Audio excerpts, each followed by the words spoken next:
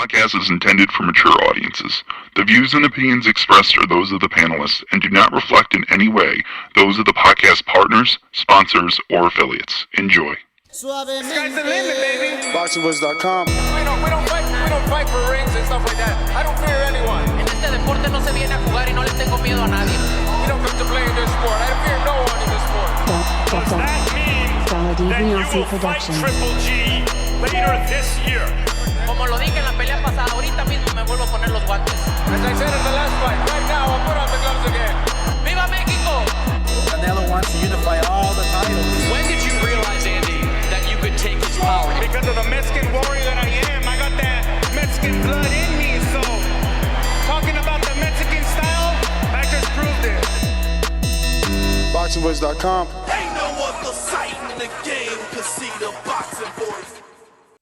Good morning, TBV, and welcome back, ladies and gentlemen, to another morning edition with the Boxing Voice Radio. We are on the road, coming to you live from Tuscaloosa, Alabama, the home of the WBC heavyweight champion of the world. I had my first day in the gym with him, and it went quite well. And I'll be doing an early strength and conditioning session with him in a few minutes, to be exact. About 10:30, I have to be there. Luckily, everything is close to where I am located. But we're here this morning to talk about none other than Saul Canelo Alvarez, a.k.a. King Nello. Just a lot of Andre Ward and Canelo rumblings. I read an article called The Demise of Kovalev makes Ward and Canelo a necessity at 175. And I said, okay, this title might be pulling me in, you know. Let's go inside and see what the author came up with. And upon reading, he made quite a few valid points. Now, off the surface, we'll have plenty of, sideline coaches telling you what should and shouldn't be done, what Canelo should do, who he should fight, things like that. And, all of us are doing that, to be honest. But I think if we came together, looked at this with an open mind, we could see a bit of an opening for a huge super fight, because I consider Ward and Canelo a super fight. Ward is not Kovalev, so if Canelo challenged Ward, it would be a true challenge. It would be a true challenge. Some may say that, Ward would need tune-ups, because he's shown us that when he set the fight up with Sergey Kovalev, who we're speaking of, he needed two tune-ups. He had an Alexander Brand fight, I believe, and a Sullivan Barrera fight, and the third fight was the Sergey Kovalev fight. That fight ended in controversy, and it made another fight come about with Kovalev and Ward. So there was room. We've left room for Ward to come back. If not boxing. Ward really hasn't had these huge paydays. Now, look, I'm not going to front. There's rumors of Ward getting a huge bonus to sign with Rock Nation. But hopefully a guy like CYP can find something factual on Ward and his Rock Nation contract, just to give us some sort of a gauge and barometer as to how much money he has, right? Because it's all about money. It's all about money. Now, obviously, since Canelo destroyed Kovalev in the fashion that he did, kind of putting Ward's legacy in jeopardy because a smaller man went up and did what you couldn't do, a lot of writers have been writing. And what we're able to get is a little bit more facts. Now, there's some information on Ward's purses, but again, I didn't see anything on the Rock Nation deal. But same thing with Cotto. You know, it was rumored that Cotto got $55 million. I don't know how Rock Nation can pay that type of money, but we see that Dazn was able to pay it. You know, Rock Nation not really in the business that much. I mean, they still have a few fighters, Damani Rock, Maurice Hooker, a couple of other guys, you know, Tremaine Williams, I believe, and but they're not doing any sort of job. They just get their guys on cards. There's really no, you know, if you thought Al Heyman needed a spokesperson for his shit, well, who the fuck is running Rock Nation? Because it ain't Jay-Z. But those deals were very hush-hush. So the Canelo fight would be Ward's biggest payday. There's an article on Boxing Scene that came out today, which I'm talking about. One of them that I'm talking about because I've read many today. Because like I said, everyone is talking about Canelo versus Ward.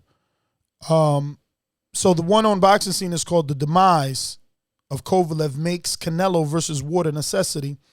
And they did a good job of putting together some stuff here. So I'll go on to this. I'm going to just jump in because it's about the money, right? It says it wasn't until his own rise to 175 and dual beatings of Kovalev that Ward earned anything approaching respectable pound-for-pound money. Now, I'll just stop there and take you off topic with this first sentence, right? And this is something I just picked up on. It says, it wasn't until the rise of 175 and dual beatings of Kovalev. I could have sworn the first fight was controversial. I thought the world thought Kovalev beat the first fight. But this is what I'm telling you about history. A few years go by and we forget. So, you know, all that, oh, Laura really lost. Laura really beat Canelo. Like, you guys, you know, say it till your face turns blue so that it doesn't happen this way. Here is a writer completely forgetting that we all thought that first fight was a bit of a tight fight. Like, even Ward's surprised look when he got the win. Like, everybody was like, what the fuck? You know, we pretty much thought Kovalev won that fight. And I'm not saying we, including myself, at all. I'm just saying we, speaking for the general public. But somehow the writer forgot, and, you know, history is going to be written that Ward beat him twice. Beating him twice. You know, dual beatings. Like, I don't know. But whatever. This is the sexy part. He says that Ward earned anything approaching respectable pound-for-pound money. So they're saying it wasn't until he fought Kovalev that he finally made something approaching, not at that pound-for-pound level. They're saying approaching. So here's the money. $5 million for the first fight, $6.5 million for the rematch. Now, obviously, they had a pay-per-view, but with those numbers, neither one of these men got any back-end money at 170.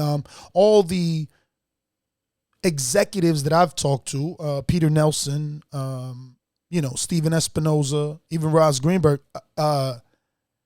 no, you know, 200, 225, and 250 have always been their safe numbers.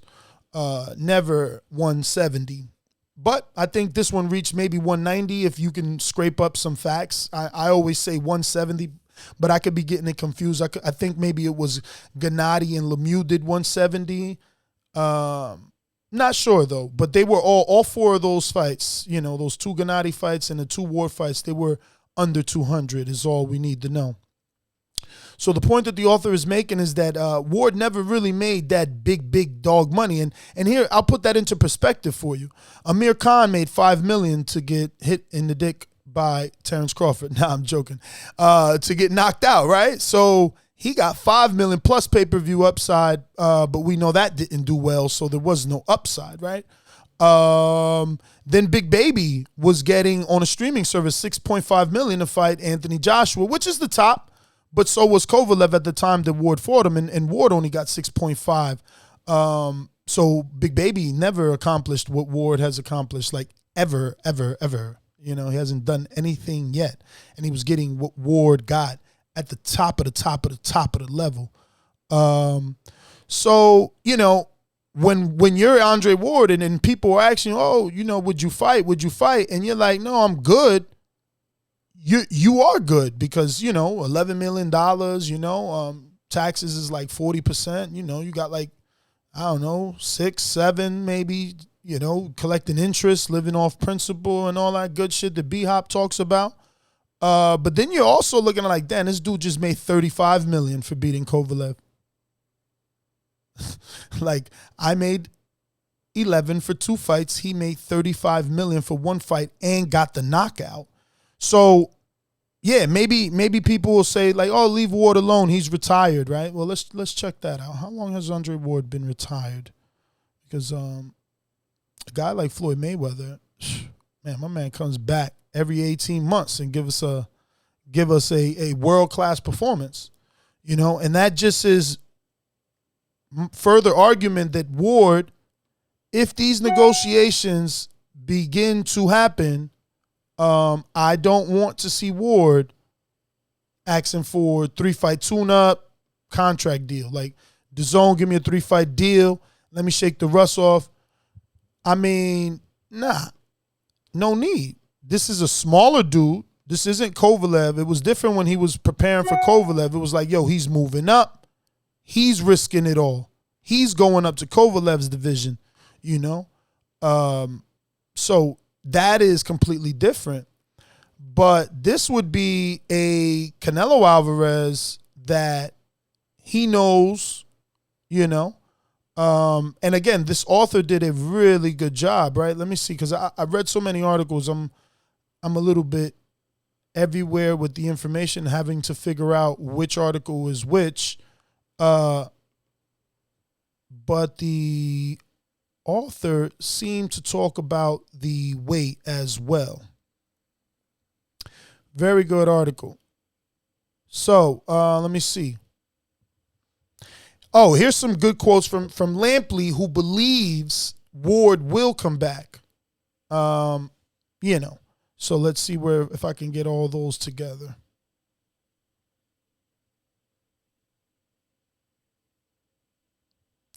So it says, to Lampley, it's a winnable fight that can put Ward on a level he never reached. And I quote, only such vehicles now available, he said. Worst kind of opponent or Canelo.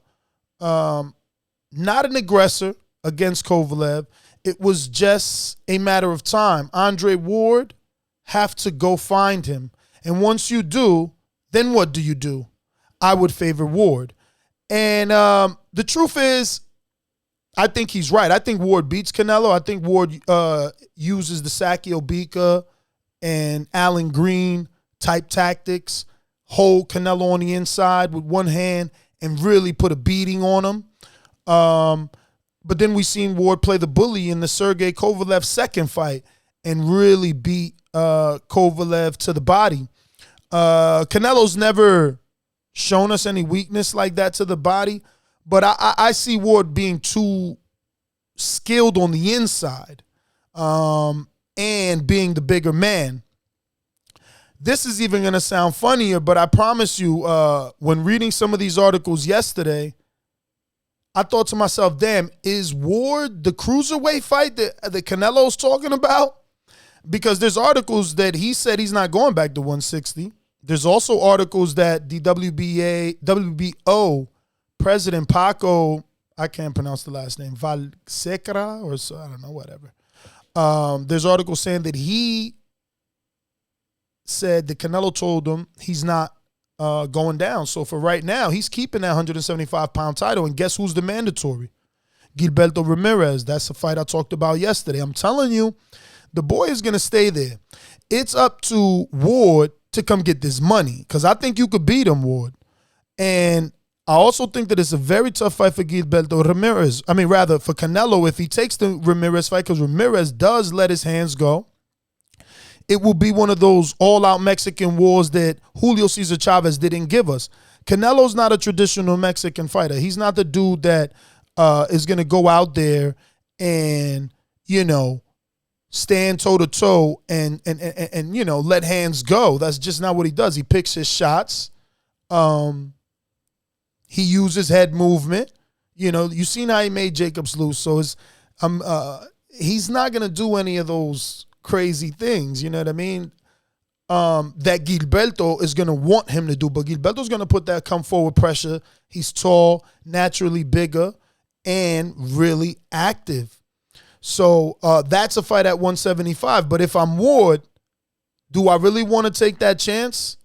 Because Gilberto and Canelo could easily end up in a trilogy. And Canelo can do that to phase Gennady out, to force Gennady up, to force him to fight a Callum Smith or a Billy Joe at 68 to try and get closer to a Canelo. I think this is a Ward fight, man. This is a Ward fight. He better jump on it because we talking big money. What would Dazn offer him? How popular is Ward, do you guys think? Like, how many subscribers does this bring in? Is this a fight that casuals, right? Because I was with Leonard Ellerby yesterday, and he really schooled us on boxing slightly. Obviously it's promoter talk. I'm not gonna front like, oh, Ellerby is a guru. No, it's promoter talk. When you're talking about Gervonta, he's swerving about competition and how we, the hardcore fans and writers, he bulked in the writers with us, are just a little pool.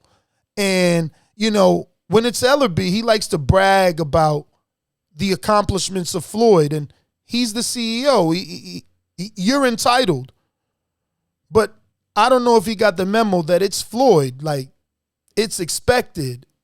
Even though for him, he was there when Floyd wasn't Floyd, and they built it to where it's at. So I get him. I get his level or sense of accomplishment. But we don't even use Floyd as an argument because he's always been an anomaly. Like, no one's ever been able to do the numbers that Floyd has done. So to compare Gervonta to Floyd is crazy to me. And when I challenged him, like, yo, bro, but like, tell me the difference between Floyd and Gervonta and the way you brought them up. And he wouldn't get into it because he doesn't want to talk competition. He wants to talk events and superstardom, not giving us ways to quantify it, right? So he says Gervonta is the biggest fight for everybody at 135. And I don't even think he's lying.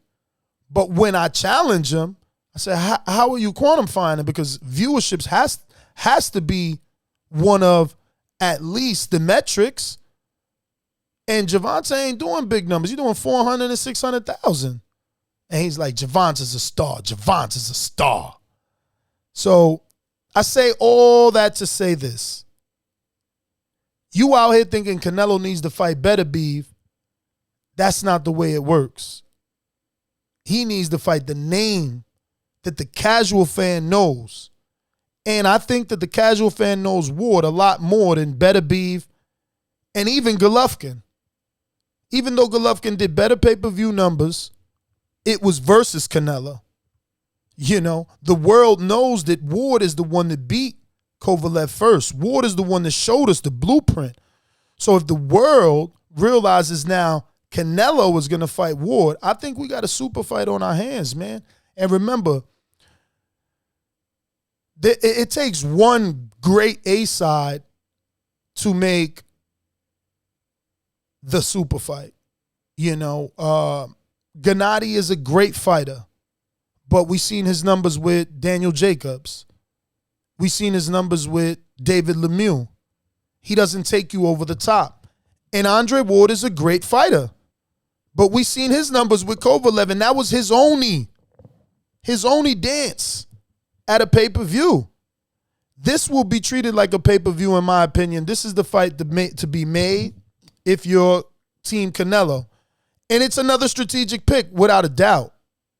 It's another strategic pick without a doubt, but it's still more dangerous than the actual Kovalev and Canelo fight. See, Kovalev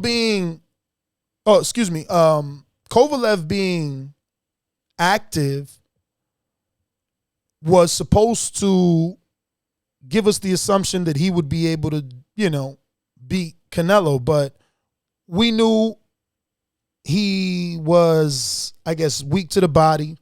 We knew that he would fade. And if Canelo could capitalize, he would get the win. We just didn't know that he would get that win the way that he got that win. I mean, let's just be real. That being said, nothing in me tells me that Andre Ward is Sergey Kovalev. Nothing in me tells me that Ward has stamina issues. He's never shown that. Ward has never missed weight. Ward is the poster boy fighter. He's the blue chip Christian gold medalist that beat everybody in his division. I mean, it was like 15, 16-0. He joined the Super 6, cleaned that out, then cleaned out his division, then moved up and cleaned out the monster. He set the blueprint. So it would be definitely a big fight, in my opinion. Again, I think Canelo would lose. I think that Ward, he just knows too many tricks, and he knows how to clinch and hold. I mean, hit and hold, bro. I've never seen anybody be able to deal with that. And you have to have been watching Ward from early on to know that that he's amazing at it. So much to the point that you might be turned off. Okay, I tell you, go watch those Sakio Alan Green, even Mikkel Kessler. He will make a fight ugly. He's there to win. He's not there to win pretty. He's there to get the W. And Canelo ain't never fought nobody like that. Just think about it. He never fought anyone with that sort of mentality. Look at what Ward did to Kovalev, right? Like, people question whether he hit him low, or not. But what you don't have to question was his eagerness and his, determination to go to the body regardless of warnings, regardless if they were straying low. He was there to put a hurting on Kovalev, and that's what he did, and that's what I'm saying. I don't see that type of dog in Canelo. Canelo's more of a calculated fighter, like, oh, I'm going to do some Ali paces backwards, and I'm going to give you some head movement. I got my hand down, and I look like I got swag in the ring. Ward ain't there for that. Ward ain't there for that. Not that he don't look like he got swag, but he not there for that. He there to get the job done. And it could end up being a boring fight, though. They both are two calculated fighters. The thing is that I just think Ward, if he bullied Kovalev, who was a bigger man, why wouldn't he just walk Canelo down? Unless, like Kovalev, Ward starts to respect that power. But just going back over a few points before we get into it, one would be Ward's biggest payday. Biggest payday. So Ward fans, don't call in, oh, that man's retired. Oh, and you know what? We never gave you his layoff. His layoff has been since last fight, Sergey Kovalev, 2017 June. So we're in 19. Okay, so he's got a little over 2 years. That's so now the argument becomes, does he really need the tune-up? Because what we consider great is Floyd Mayweather. Until another comes and does it better than him, there's no one greater than him, in my opinion. I know some of you guys are going to say, oh, Ali, but again, Floyd didn't get hit, and that's what it's about, sweet science. Hit, not get hit, make your opponent look stupid, and get the boatload of cash. So I don't think anyone has been greater than Floyd. That being said, he set the bar with like 18-month layoffs, 20-month layoffs. So this would be Ward showing that he's great. Because he's going to be doing something, that not even the great Mayweather did in coming back off of a longer layoff without a tune-up.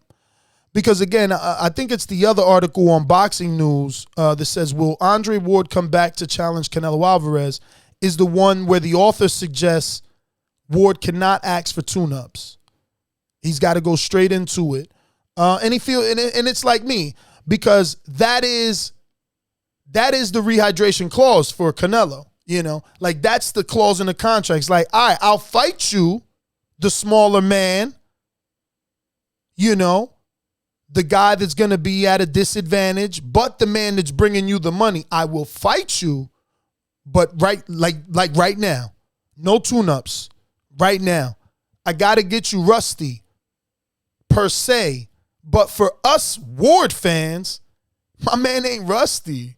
He was just on Contender. He stays in the gym, you know, like he not rusty. People train in that gym and spar with Ward. He's not rusty. But for Canelo and Team Canelo, they looking at it not that he's rusty like a veteran or, you know, some washed up fighter. He's rusty in the sense that maybe his timing won't be on until the 4th or the 5th. And by then, Canelo could pass around. This is all strategic. But believe me, he's still at a disadvantage. I believe Ward would still easily be at least a 4-1 favorite.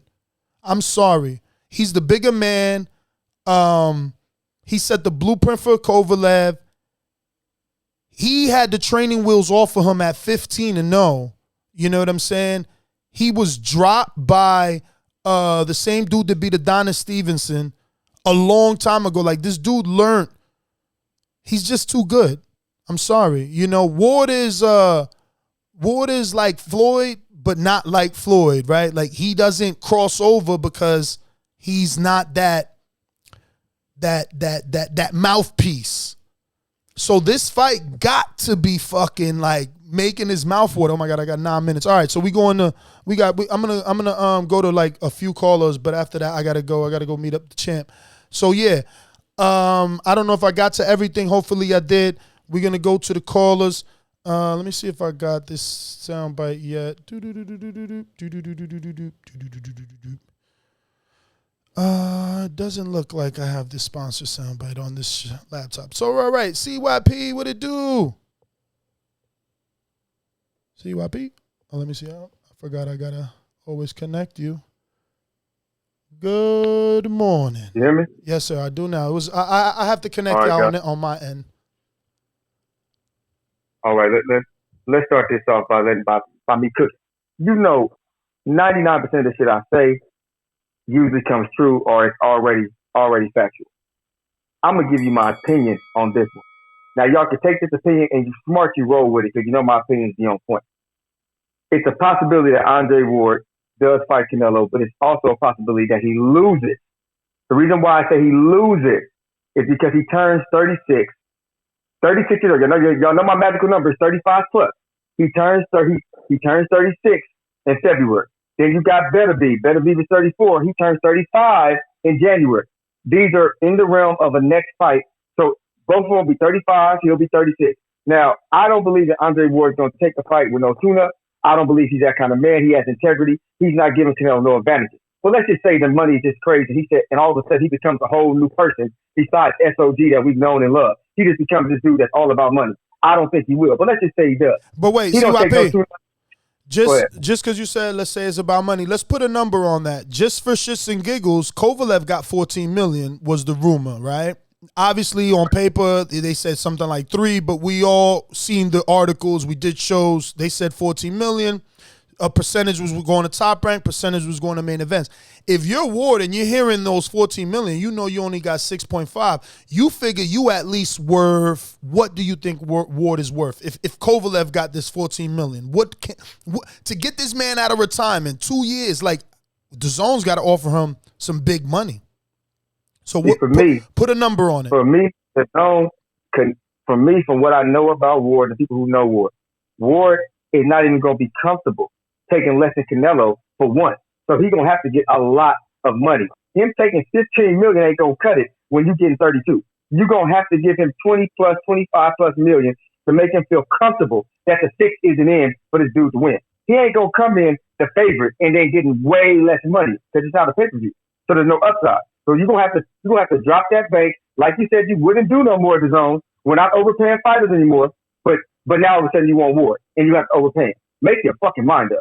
But I do believe that it's going to be $20+ million to get Ward up in there. And I don't, if he takes that fight with no tune-ups at age 36, he will fucking lose. Canelo is the A side. He picks these fighters on purpose and he does not pick them to lose. If y'all okay with that, that's fine. But I'm going to be here chopping your asses up because that shit is pathetic. Yeah, but y'all can run with it. The only thing about that is he could pick him, but it doesn't mean that he's right. Like, for instance, I'm a Canelo fan, but in this fight, I don't think he can do it.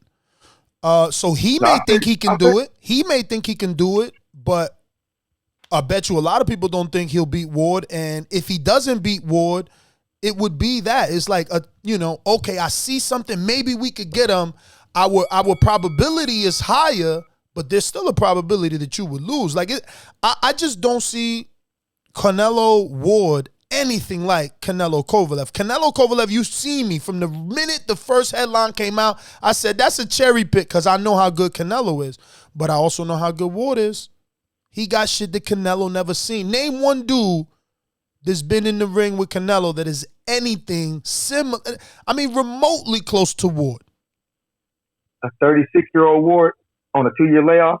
Shit. That's a different Ward. All right, so give me someone that resembles Ward even off of 2 years.